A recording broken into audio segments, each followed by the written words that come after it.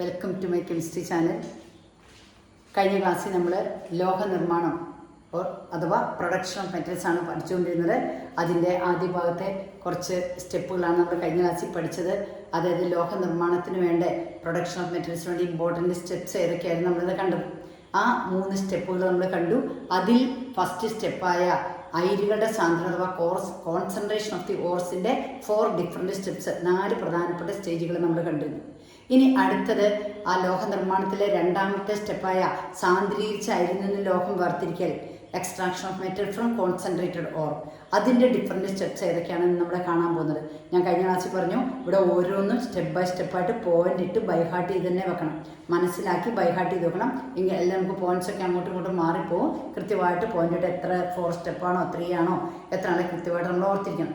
അപ്പോൾ ഇതിൽ മെറ്റലർജിയുടെ അതിലെ പ്രൊഡക്ഷൻ ഓഫ് മെറ്റൽസിൻ്റെ സെക്കൻഡ് സ്റ്റെപ്പിൻ്റെ ഡിഫറെൻറ്റ് സ്റ്റെപ്സ് ഏതൊക്കെയാണ് നമ്മൾ നോക്കാൻ പോകുന്നത്. അതായത് സാന്ദ്രീകരിച്ച അയിരിൽ നിന്ന് ലോഹം വേർതിരിക്കേണ്ട പ്രധാനപ്പെട്ട മാർഗ്ഗങ്ങൾ ഏതൊക്കെയാണ്? പ്രധാനമായിട്ട് 2 മാർഗ്ഗങ്ങളാണുള്ളത്. ഒന്ന് സാന്ദ്രീകരിച്ച അയിരിനെ ഓക്സൈഡ് ആക്കി മാറ്റുക, conversion of the concentrated ore into its oxide. ഇനി ഓക്സൈഡ് ആക്കിയതിനെ നിരോക്സീകരിക്കണം, റിഡക്ഷൻ ഓഫ് ഓക്സൈഡ് ഓർ. അപ്പോൾ ഈ 2 ഇമ്പോർട്ടൻറ്റ് സ്റ്റെപ്സാണ് അതിനുള്ളത്. അപ്പോൾ ഈ 2 സ്റ്റെപ്പിൽ ഫസ്റ്റ് സ്റ്റെപ്പായ സാന്ദ്രീകരിച്ച അയിരിനെ ഓക്സൈഡ് ആക്കുന്ന സ്റ്റെപ്പിന് 2 സ്റ്റെപ്പ് കൂടെ ഉണ്ട്, 2 ഇമ്പോർട്ടൻറ്റ് സ്റ്റെപ്പ് ഉണ്ട്. അപ്പോൾ നിങ്ങളോട് ചോദിക്കും, സാന്ദ്രീകരിച്ച അയിരിനെ ഓക്സൈഡ് ആക്കാനുള്ള മാർഗ്ഗങ്ങൾ ഏവാ? അപ്പോൾ നമ്മൾ 2 important steps, first one calcination, second one roasting ആണ്. അപ്പോൾ സാന്ദ്രീകരിച്ച അയിരിനെ ഓക്സൈഡ് ആക്കാൻ, അതായത് conversion of concentrated ore into its ഓക്സൈഡിൻ്റെ different steps, first one calcination, second one roasting. ഈ കാൽസിനേഷനും റോസ്റ്റിങ്ങും ഡെഫിനിഷൻ ഏകദേശം ഒരുപോലെ വരുന്ന നിർവചനം, ഒറ്റ വാക്കിന് മാത്രമേ വ്യത്യാസമുള്ളൂ. അപ്പോൾ നമ്മൾ പഠിക്കുമ്പോൾ നമുക്ക് ശ്രദ്ധിച്ച് പഠിക്കണം. കാൽസിനേഷൻ എന്നാൽ എന്ത്? അതായത് അയിരിനെ വായുവിൻ്റെ അസാന്നിധ്യത്തിൽ അതിൻ്റെ തിളനിലയേക്കാൾ കുറഞ്ഞ താപനിലയിൽ ചൂടാക്കുന്ന പ്രക്രിയയാണ്. അയിരിനെ അതിൻ്റെ തിളനിലയേക്കാൾ കുറഞ്ഞ താപനിലയിൽ വായുവിൻ്റെ അസാന്നിധ്യത്തിൽ ചൂടാക്കുന്ന പ്രക്രിയയാണ് കാൽസിനേഷൻ എന്ന് പറയുന്നത്. Heating the concentrated ore at a temperature below its melting പോയിൻറ്റിനേക്കാൾ കുറഞ്ഞ താപനിലയിലെ ടെമ്പറേച്ചറിൽ അതിനെ ഹീറ്റ് ചെയ്യുന്ന പ്രോസസ്സാണ് കാൽസിനേഷൻ എന്ന് പറയുന്നത്. അപ്പോൾ കാൽസിനേഷനിൽ വായുവിൻ്റെ അസാന്നിധ്യമാണ് or in the absence of air ആണ് നടക്കുന്നത്. അതാണ് ഇമ്പോർട്ടൻ്റ് ആയിട്ട് നമ്മൾ മനസ്സിലാക്കാനുള്ളത്. ഇനി നെക്സ്റ്റ് വൺ റോസ്റ്റിംഗ് ആണ്. റോസ്റ്റിംഗ് എന്ന് പറഞ്ഞാൽ വായുവിൻ്റെ സാന്നിധ്യത്തിലാണ് അയിരിനെ അതിൻ്റെ തിളനിലയേക്കാൾ കുറഞ്ഞ താപനിലയിൽ ചൂടാക്കുന്നത്, വായുവിൻ്റെ സാന്നിധ്യത്തിൽ. അപ്പോൾ നമുക്കൊരു ഡൗട്ട് വരും, കാൽസിനേഷനും റോസ്റ്റിംഗ് തമ്മിലുള്ള ഡിഫറൻസ് ചെയ്താൽ what's a difference between calcination roasting, അല്ലെ കാൽസിനേഷനും റോസ്റ്റിംഗ് തമ്മിലുള്ള വ്യത്യാസം എന്തെന്ന് ചോദിക്കാൻ നമ്മൾ കൃത്യമായിട്ട് ഓർത്തിരിക്കണം. വായുവിൻ്റെ സാന്നിധ്യത്തിലാണോ അസാന്നിധ്യത്തിലാണോ, ഇതിൻ്റെ ആബ്സെൻസ് ഓഫ് എയർ ആണോ പ്രസൻസ് ഓഫ് എയർ ആണെന്നുള്ളത് നമുക്ക് ഡൗട്ട് വരുന്നത്. അപ്പോൾ നമുക്ക് ഓർത്തിരിക്കേണ്ട എളുപ്പമാർഗ്ഗം പറഞ്ഞാൽ ഞാൻ പറഞ്ഞുതരാം. നമ്മൾ വീട്ടിൽ മുട്ട റോസ്റ്റും ചിക്കൻ റോസ്റ്റും ഒക്കെ ഉണ്ടാക്കുമല്ലോ. ആ റോസ്റ്റ് ചെയ്യുമ്പോൾ നമ്മൾ ഫ്രൈങ് പാൻ ഇങ്ങനെ തുറന്ന് വെച്ചിരിക്കുക. തുറന്ന് വെക്കുമ്പോൾ വായുവിൻ്റെ പ്രസൻസിലാണ്, in the presence of air ആണ്. അപ്പോൾ റോസ്റ്റിങ്ങിലാണ് പ്രസൻസ് ഓഫ് എയർ, വായുവിൻ്റെ സാന്നിധ്യം എന്നുള്ള പ്രത്യേകം ഓർത്തിരിക്കുക. അപ്പോൾ കാൽസിനേഷന് വായുവിൻ്റെ പ്രസൻസ് ഇല്ല, അതാണ് നമ്മൾ പ്രത്യേകമായിട്ട് ഓർത്തിരിക്കേണ്ടത്. അപ്പോൾ റോസ്റ്റിംഗ് എന്ന് പറഞ്ഞാൽ വായുവിൻ്റെ സാന്നിധ്യത്തിൽ അയിരിനെ അതിൻ്റെ ദ്രവണാങ്കത്തേക്കാൾ കുറഞ്ഞ താപനിലയിൽ ചൂടാക്കുകയാണ്. Heating the concentrated ore into a temperature below its melting point. അപ്പോൾ ഈ 2 പോയിന്റ് വളരെ കൃത്യമായിട്ട് നമ്മൾ ശ്രദ്ധിച്ച് പഠിച്ചിരിക്കണം. 2 സെയിം ഡെഫിനിഷനാണ്. പ്രസൻസ് ഓഫ് എയറും ആബ്സെൻസ് ഓഫ് എയറുമാണ് ശ്രദ്ധിക്കേണ്ടത്. അപ്പോൾ റോസ്റ്റ് നമ്മൾ ഓർത്തിരുന്നാൽ കൃത്യമായിട്ട് പ്രസൻസ് ഓഫ് എയർ നമുക്ക് കിട്ടും. അപ്പോൾ ഈ 2 സ്റ്റെപ്സാണ് സാന്ദ്രീകരിച്ച അയിരിനെ ഓക്സൈഡ് ആക്കൽ, ആ പ്രക്രിയയിൽ ആ സ്റ്റെപ്പിലുള്ള പ്രധാനപ്പെട്ട 2 സ്റ്റെപ്സ്. ഇനി നെക്സ്റ്റ് വണ് ഓക്സൈഡ് ആക്കിയ അതിൻ്റെ നിരോക്സീകരണമാണ്. അത് റിഡക്ഷൻ ഓഫ് ഓക്സൈഡ് ഓർസാണ്. അപ്പോൾ നിരോക്സീകരണം നടക്കാൻ പ്രധാനമായിട്ട് എന്തൊക്കെയാണെന്നുള്ള പ്രധാനപ്പെട്ട നിരോക്സീകാരികൾ എന്തൊക്കെയാണെന്ന് നമുക്ക് തന്നിട്ടുണ്ട്. അപ്പോൾ പ്രധാനപ്പെട്ട നിരോക്സീകാരികളായിട്ട് നമുക്ക് തന്നിരിക്കുന്നത് ഏറ്റവും പ്രധാനപ്പെട്ട നിരോക്സീകാരി, അത് ഏറ്റവും സ്ട്രോങ് റെഡ്യൂസിങ് ഏജൻറ്റ് ഇലക്ട്രിസിറ്റിയാണ്. പിന്നെ കാർബൺ മോണോക്സൈഡ്. അപ്പോൾ പ്രധാനപ്പെട്ട നിരോക്സീകാരികൾ ഏവാ നിങ്ങളോട് ക്വസ്റ്റ്യൻ ചോദിച്ചാൽ, നിരോക്സീകാരികൾ അഥവാ റെഡ്യൂസിങ് ഏജൻസ് 1 വൈദ്യുതി, 2 carbon, 3 carbon monoxide CO. Electricity, carbon and carbon monoxide are 3 important reducing agents. അപ്പോൾ ഇമ്പോർട്ടൻ്റ് ആയിട്ടുള്ള റെഡ്യൂസിങ് ഏജൻ്റ് ആണ്. ഇനി അവിടെ നിന്ന് 1 മാർക്ക് ക്വസ്റ്റ്യൻ നിങ്ങളോട് ചോദിക്കും, which one is the strongest reducing agent? ഏറ്റവും സ്ട്രോങ് ആയ ഏറ്റവും ശക്തിയേറെ റെഡ്യൂസിങ് ഏജൻറ്റ് ചോദിച്ചാൽ വൈദ്യുതിയാണ്, ഇലക്ട്രിസിറ്റിയാണ്. അപ്പോൾ 1 മാർക്കിൻ്റെ ക്വസ്റ്റ്യൻ ചോദിക്കുന്നത് നമ്മൾ അറിഞ്ഞിരിക്കണം. ഇനി അവിടെ 2 എക്സാമ്പിൾസും കൂടെ കൊടുത്തിട്ടുണ്ട്. ക്രിയാശീലം കൂടിയ സോഡിയം പൊട്ടാസ്യം തുടങ്ങിയവ, അതായത് റിയാക്ടിവിറ്റി കൂടിയ മെറ്റൽസായ സോഡിയം പൊട്ടാസ്യം ഇവിടെ റിഡക്ഷന് വേണ്ടിയാണ് എന്ത് യൂസ് ചെയ്യുന്നത്? ഇലക്ട്രിസിറ്റി യൂസ് ചെയ്യുന്നത്. അതൊക്കെ 1 വേർഡ് ക്വസ്റ്റ്യൻസ് ആയിട്ടാണ് നമ്മളോട് പറഞ്ഞത്. ബാക്കിയൊക്കെ നമ്മൾ സ്റ്റെപ്പ് ബൈ സ്റ്റെപ്പായിട്ട് കൃത്യമായിട്ട് ഓരോന്നും പഠിച്ചു വയ്ക്കാം. ഇനി നെക്സ്റ്റ് 3rd വൺ, അതായത് മെറ്റലർജിയുടെ റിഫൈനിങ് ഓഫ് മെറ്റൽസിൻ്റെ 3 സ്റ്റെപ്സിൽ 3rd വണ്ണാണ് നമുക്ക് ലോഹ ശുദ്ധീകരണം അഥവാ റിഫൈനിങ് ഓഫ് മെറ്റൽസ് വന്നിരിക്കുന്നത്. ആ ലോഹ ശുദ്ധീകരണം 3rd സ്റ്റെപ്പാണ്. അതിന് 3 സ്റ്റെപ്സ് ഉണ്ട്.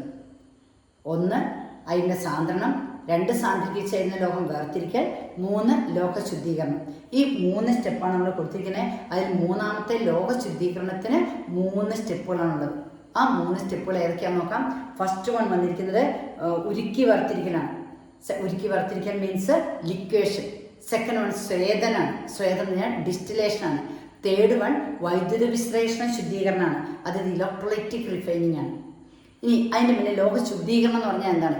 അതായത് അയിരിൽ അടങ്ങിയിരിക്കുന്ന മാലിന്യങ്ങളെ, അപദ്രവ്യങ്ങളൊക്കെ നീക്കം ചെയ്ത് ശുദ്ധമായ ലോഹം വേർതിരിച്ചെടുക്കുന്ന പ്രക്രിയയാണ്.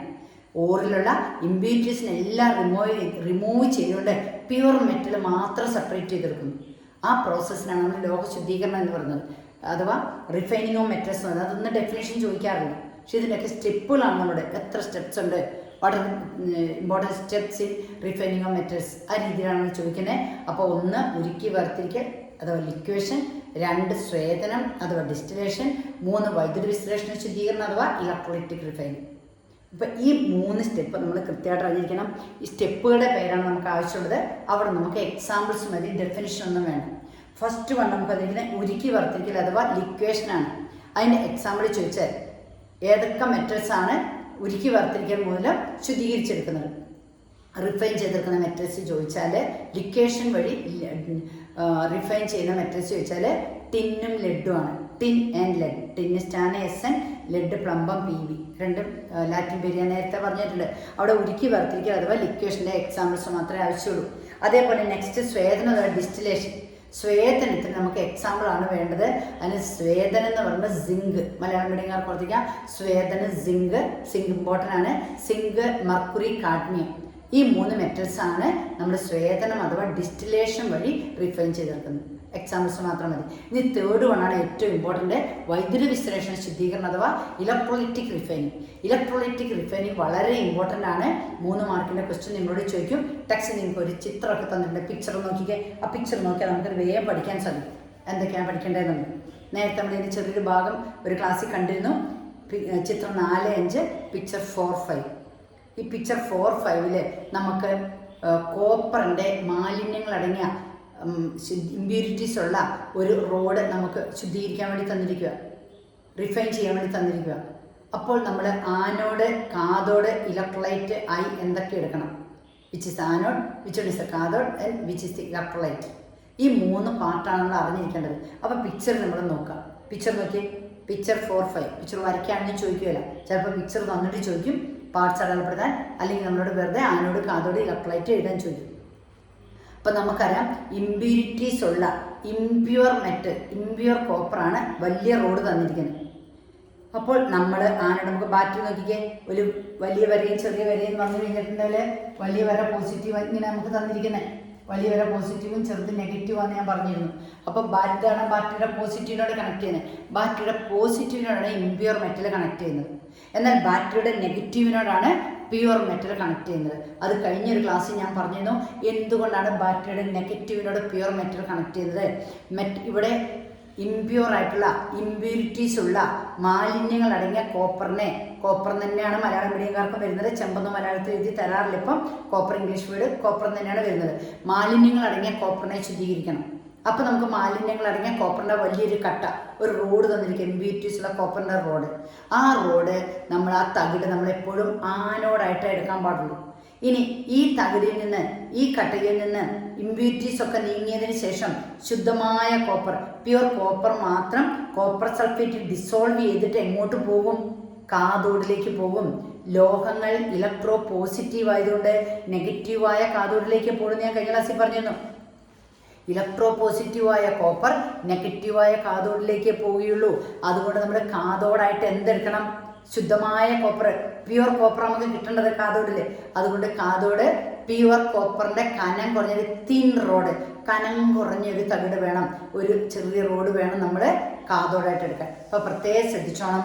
കാഥോഡും ആനോടും നമുക്ക് മാറിപ്പോകുന്നത് മാലിന്യങ്ങൾ അടങ്ങിയ കോപ്പറിൻ്റെ തകിടാണ് തന്നിരിക്കുന്നത്. അത് ശുദ്ധീകരിക്കാൻ കാഥോഡായിട്ട് എന്തെടുക്കും, ആനോഡായിട്ട് എന്തെടുക്കും, ഇലക്ട്രോലൈറ്റായിട്ട് എന്തെടുക്കും എന്നാണ് ക്വസ്റ്റ്യൻ ചോദിക്കുന്നത്.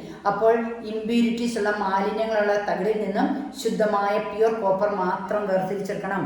കോപ്പർ പോസിറ്റീവ് ആയതുകൊണ്ട് ഇലക്ട്രോ പോസിറ്റീവായ മെറ്റല് നെഗറ്റീവായ കാഥോഡിലേക്ക് പോവുകയുള്ളൂ. അപ്പോൾ കാഥോഡിൽ ശുദ്ധമായ കോപ്പറിൻ്റെ കനം കുറഞ്ഞ തകിട്, അതായത് പ്യുവർ കോപ്പറിൻ്റെ തിൻ ഷീറ്റാണ് കാഥോഡായിട്ട് എടുക്കുന്നത്. ഇംപ്യുവർ കോപ്പർ ആനോഡായിട്ട് എടുക്കുന്നു. ഇനി ആനോഡും കാഥോഡും കോപ്പറല്ലേ, അപ്പോൾ കോപ്പറിൻ്റെ സൊല്യൂഷനായ കോപ്പറിൻ്റെ ലായനിയായ കോപ്പർ സൾഫേറ്റ് നമ്മൾ ഇലക്ട്രോലൈറ്റായിട്ട് എടുക്കണം. ഇതൊക്കെ നമ്മൾ മനസ്സിലാക്കിയാണ് പഠിക്കേണ്ടത്, കാണാതെ പഠിക്കുകയും ചെയ്യരുത്.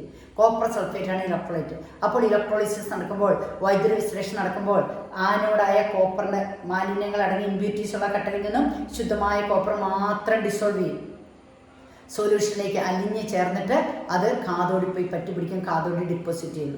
ഓക്കെ, ഈ രീതിയിലാണ് ഇവിടെ നടക്കുന്നത്. ആനോഡ് കാഥോഡ് ഇലക്ട്രോലൈറ്റ് ആണ് നിങ്ങൾ അറിഞ്ഞിരിക്കുന്നത്. പിക്ചർ തന്നിട്ടുണ്ട്, വളരെ സിമ്പിളായിട്ട് നിങ്ങൾക്കത് മനസ്സിലാക്കാൻ സാധിക്കും. ഇനി അതിൻ്റെ താഴെ വീണ്ടും കൊടുത്തിരിക്കുന്നു, ഒരു ടേബിൾ കൊടുത്തിട്ടുണ്ട്. ആ ടേബിളിൽ, ഈ ടേബിൾ ഇങ്ങനെ തന്നെ എക്സാമിന് ചിലപ്പോൾ ചോദിക്കാറുണ്ട്. ഒന്നെങ്കിൽ പിക്ചർ തന്നിട്ട് ചോദിക്കും, അല്ലെങ്കിൽ ഇംപ്യുവർ കോപ്പറിൻ്റെ ഒരു പീസ് നിങ്ങൾക്ക് തന്നിരിക്കുന്നു, മാലിന്യങ്ങൾ അടങ്ങിയ കോപ്പറിൻ്റെ തകിട് തന്നിരിക്കുന്നു. അതിനെ ശുദ്ധീകരിച്ചെടുക്കാൻ ആനോഡായിട്ട് എന്തെടുക്കും, കാഥോഡ്, ഇലക്ട്രോലൈറ്റ് ഇവയായിട്ട് നിങ്ങൾ എന്തൊക്കെ തിരഞ്ഞെടുക്കും? 3 മാർക്സിൻ്റെ ക്വസ്റ്റ്യനാണ്. അപ്പോൾ വളരെ സിമ്പിളായിട്ട് നമുക്ക് എഴുതാം. അപ്പോൾ നോക്കിക്കേ, ആനോഡ് എന്ന് പറഞ്ഞിട്ടുണ്ടെങ്കിൽ ശുദ്ധീകരിക്കേണ്ട കോപ്പർ, അതായത് ഇംപ്യുവർ മെറ്റൽ, ഇംപ്യുവർ കോപ്പറാണ് ആനോഡായിട്ട് എടുത്തിരിക്കുന്നത്. Then second one cathode, cathode ശുദ്ധമായ കോപ്പർ ഓർ പ്യുവർ കോപ്പറാണ് കാഥോഡായിട്ട് എടുത്തിരിക്കുന്നത്. ഇനി തേർഡ് വൺ ഇലക്ട്രോലൈറ്റ്, ഇലക്ട്രോലൈറ്റായിട്ട് കോപ്പർ സൾഫേറ്റ് ആണ് എടുത്തിരിക്കുന്നത്, CSO4 സൊല്യൂഷൻ. ആനോഡിൽ നടക്കുന്ന രാസപ്രവർത്തനത്തിന് സമവാക്യം എഴുതാം, അതാണ് നമ്മൾ ശ്രദ്ധിക്കേണ്ടത്. ആനോഡിലെ ശുദ്ധമായ കോപ്പർ അല്ലല്ലോ, ശുദ്ധമായ കോപ്പറിൻ്റെ കൂടെ മാലിന്യങ്ങൾ ഇമ്പ്യൂരിറ്റീസും കൂടെ ഉണ്ട്. അപ്പോൾ അവിടെ നിന്ന് കോപ്പർ ഇലക്ട്രോലൈറ്റിൽ ലയിച്ചിട്ട് വേണം കാഥോഡ് പോയി പറ്റി പിടിക്കാൻ. അപ്പോൾ കോപ്പർ ഇലക്ട്രോൺസിനെ ഡൊണേറ്റ് ചെയ്യുന്നു, ഇലക്ട്രോണിനെ വിട്ടുകൊടുത്ത് കോപ്പർ അയോണായി മാറണം. എവിടെ? ആനോഡിൽ. അപ്പോൾ സമവാക്യം എഴുതുന്നത് എങ്ങനെയാണെന്ന് നോക്കാം. ആനോഡിലെയും കാഥോഡ്, ബാക്കി 4 ആൻസർ പേപ്പർ നിങ്ങൾക്ക് സിമ്പിളായിട്ട് എഴുതും. ആനോഡ് ഏത്, കാഥോഡ് ഏത്, ഇലക്ട്രോലൈറ്റ് ഏത്. ആനോഡ് ഇംപ്യുവർ കോപ്പറാണ്, കാഥോഡ് പ്യുവർ കോപ്പറാണ്, ഇലക്ട്രോലൈറ്റ് കോപ്പർ സൾഫേറ്റ് ആണ്. ആനോഡ് മാലിന്യങ്ങൾ അടങ്ങിയ കോപ്പറിൻ്റെ വലിയ തകിട്, കാഥോഡ് ശുദ്ധമായ കോപ്പറിൻ്റെ തകിട്, ഇലക്ട്രോലൈറ്റ് കോപ്പർ സൾഫേറ്റ് സൊല്യൂഷൻ. ഇനി എങ്ങനെയാണ് സമവാക്യം നോക്കുന്നത് നോക്കാം, എഴുതുന്നത്.